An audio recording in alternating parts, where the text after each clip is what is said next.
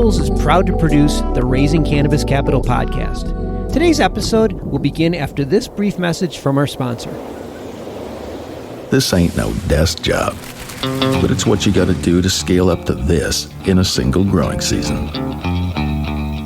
It's how, in Oregon alone, we grew and harvested the single largest crop of CBG in the world. Grit, tenacity, hell, whatever you want to call it. The crew at Hamptown USA has it by the bucket load. Just getting our seeds in the ground back in spring and growing them till fall was nothing short of heroic. Propagation, planting, maintaining what we have, and building what we need. Trust me, this shit ain't easy. But when it comes to harvest time, our team bumps the bar up to a whole new level. Next comes processing. Everything but the top flower goes off to get turned into crude, distillate, isolate, and water-soluble ready. Our product, like our team, is nothing less than best in class. This plant has always had the power to change the world, but it needs people to make it happen. We're lucky to have those people right here at Hamptown USA.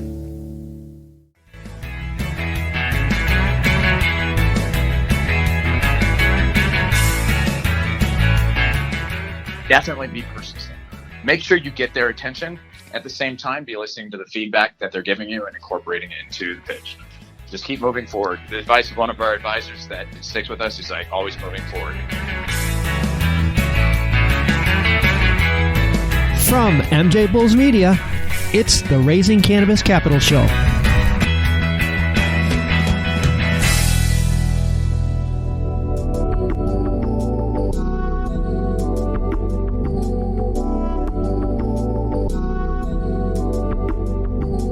Today in the Raising Cannabis Capital series, an old friend is back in the studio with us. Ken Ramirez, the CEO of Alt36. Ken, welcome back to the MJBulls podcast.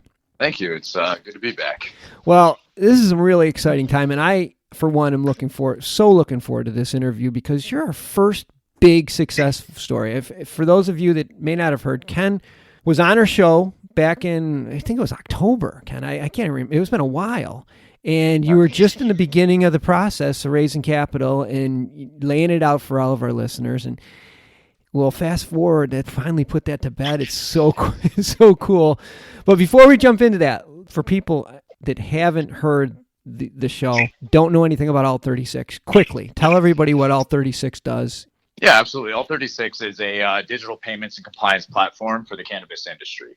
So we allow cannabis operators to interact with their customers and their vendors, suppliers, and so forth without having to rely on physical cash. So we provide them a secure and efficient way, all within the compliance policies and regulations of the federal and state governments.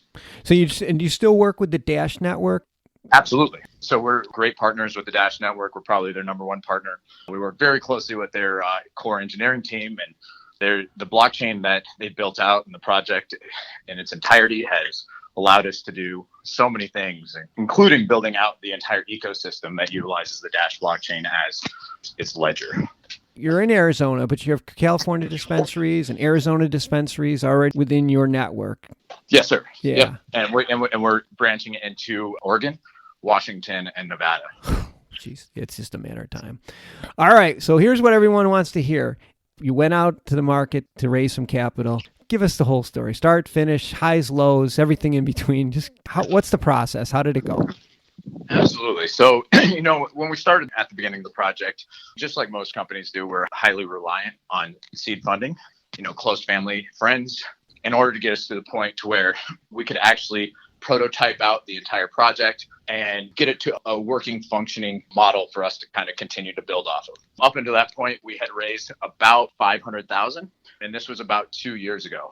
Once we got the concept finalized, we submitted a proposal to the Dash Network. Dash is set up in a way to where it has a budget system. They're able to fund projects that will add value to the network or help increase the number of transactions on the Dash blockchain. We submitted the largest proposal that's ever been submitted, and it was approved in a record amount of time. we were granted $496,000 to begin building out this platform. We wanted to make the funding based off achieving specific milestones. And so we had about 10 milestones across the entire project over a 10-month period. We successfully executed and hit every single milestone. In fact, coming in a month early on the final milestone. Once we got to the end of the project, we realized that there's a lot of other pieces that need to go into play in order to achieve a long-term sustainable competitive advantage. And so since the first funding that we submitted to the Dash Network, we submitted a series of proposals. So we submitted 6 to date and have successfully been approved on all 6, which brings the total amount of funding thus far from the Dash Network to approximately $2.5 million. Over the last year, we've been basically putting in all of the different pieces of compliance and at the same time beginning to raise our Series A. We initially started raising, $5 million for our Series A about a year ago. And it was absolutely a tedious process. It wasn't easy whatsoever. In fact, being in 2 areas, let's call it cannabis and blockchain, or more people confuse it with cryptocurrency, it's extremely hard to raise capital. It's probably the hardest thing. If it wasn't already hard enough to do, raising capital as it is, trying to raise capital in 2 very gray industries, while one is still federally illegal and classified as a Schedule 1 drug. Yeah. That cancels out any opportunity of, say, like institutional funding or a lot of VC funding as it stands. Mm-hmm. And so, we've probably met with about 100 different investors within the industry, both private and VC. And for the first 6 months, we had made some progress, and it looked like the firm that we were working with, it had, let's call it, not so favorable terms. But we understood that we had to deal with what the industries we were working with. And so we got pretty far into that deal. We've had to kind of really evaluate as business partners, they were going to be the best. We made the decision to keep moving forward and entertaining other options. Over the last 6 months, while we were entertaining the options for the $5 million, we decided to raise more seed funding in the meantime. We felt that the progress that we were able to make on the platform would justify the increase in valuation. Mm-hmm. And so we started working with a gentleman who has significant experience within the industry and was able to help us really refine the pitch, help us really kind of paint the right picture. We worked with him. We worked with, our controller, our advisors very closely on is really making sure that we had our realistic projections. And then the other one was really painting the right picture. So, working with a consultant, he was able to really help us get all of the information condensed. We have the long form, which is our very detailed investment documentation. And then that's broken down into the shorter 10-page pitch deck. Mm-hmm. But then what was really, really helpful was getting that down to a 2-page fact sheet. Okay. When you're pitching this idea and you think about today's world of information and think about it on a daily basis of like a VC firm or even just a private investor, right? They're traveling, who knows what country they're in. There's a lot of different circumstances that can go on. Being able to, put the pertinent information that screams what you're doing and be able to summarize that real quickly for them so that they can see everything in a snapshot, it really provides them with what they need to really get excited about looking deeper into the pitch deck or the long documents, right? Sure, yeah. I would say that was probably the number one thing that helped out. It's not an easy thing to do. Our investment documentation is about 20 pages. Taking that, condensing it down to 10 was hard in itself. Now take, a 20-page document, try to condense it down into 2. Wow. Painting a more clear picture for them, a more comprehensive picture of what's going on, it will really provide them an opportunity to provide very valuable feedback, criticism, right? Without just, hey, I only have this little piece. Oh, you guys, well, what about this? What about this? You cover all of those objections within 2 pages. And now they're really providing feedback on strategy, or they're providing feedback on product development or market expansion, and not like stuff they're not familiar with. Right. You haven't covered. I want to take a minute to tell you about some really innovative things that our sponsor, Cream of the Crop, is doing in the cannabis space. Their brand is on fire. They have the 5th best-selling indoor flower brand in the state, and they're profitable, growing their business at 10% a month year to date.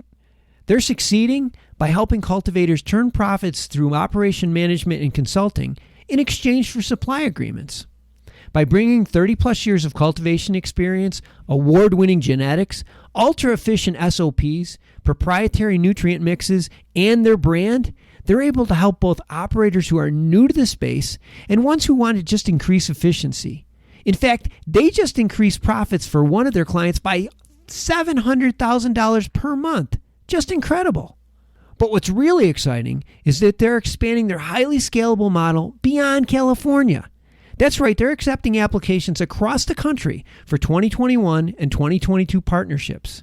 Also, if you're planning to invest in cannabis, you should definitely look at Cream of the Crop because they're doing a capital round in early 2021 to help with their brand's national expansion. To learn more about partnering with Cream of the Crop or investing in their expansion, go to creamofthecropgardens.com. That's creamofthecropgardens.com. So you put all that together, everything's done. Everything's done. And so we basically went out and we've met with the top VC firms in the cannabis industry within cryptocurrency, blockchain.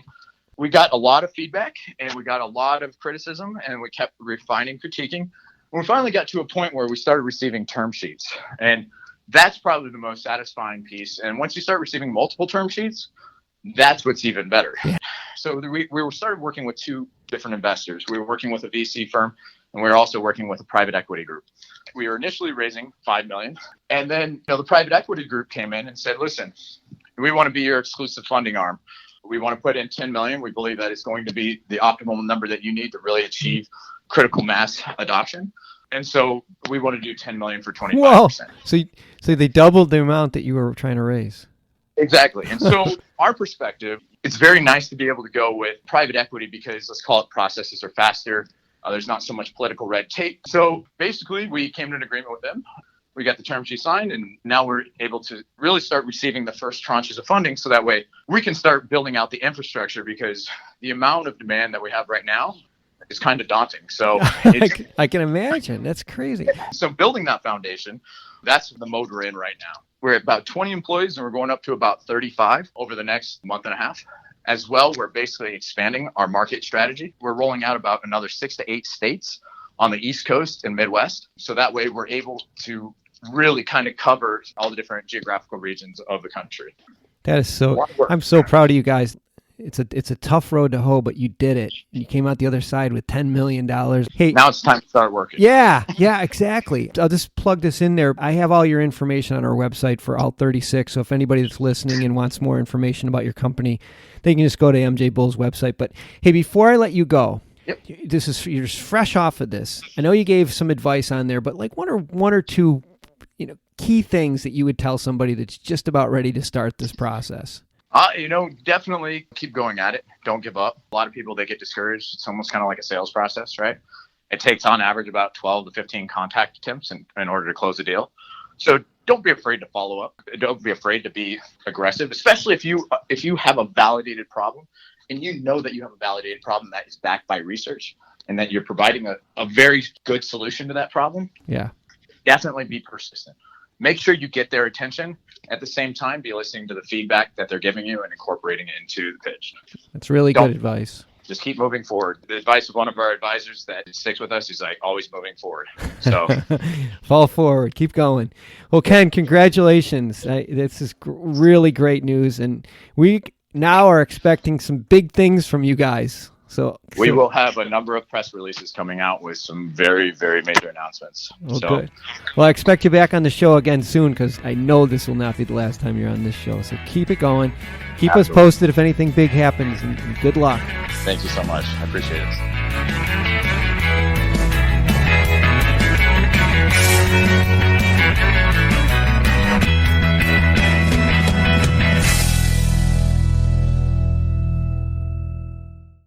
Crappy's Feel Better Company is a cannabinoid CPG company with a line of easy-to-use CBG, CBD, and CBN products built for the weekend warriors, the weekday Zoomers, and anyone in between.